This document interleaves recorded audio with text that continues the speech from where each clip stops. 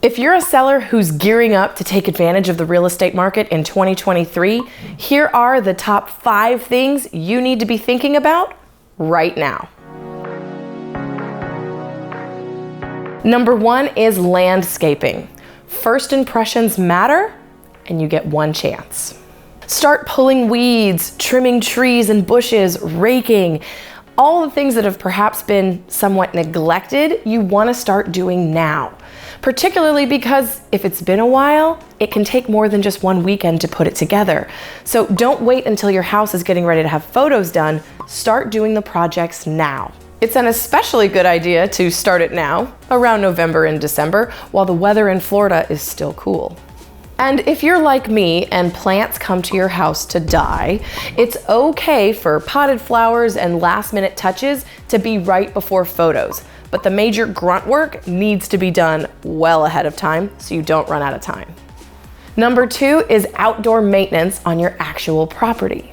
Power wash driveways and sidewalks. Wash windows by hand. You don't want to power wash those. And look for any kind of disrepair around the outside of your house.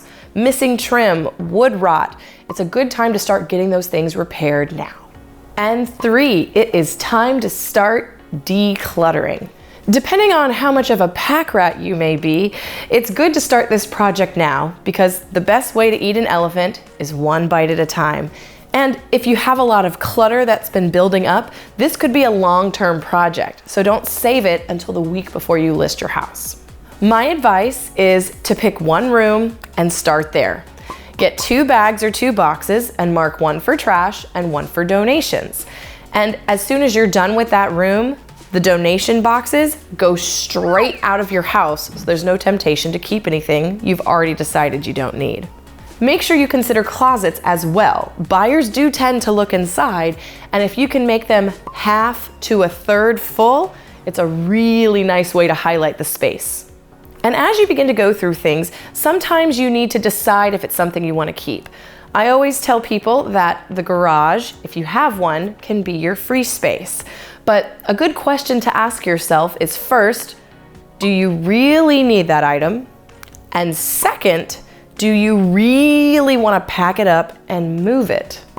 If the answer is no to either one of those questions, it's time to donate. 4, we've got indoor maintenance. Take a good look around. What are the things that have been in disrepair that you've just grown accustomed to over the years that you've lived in your house?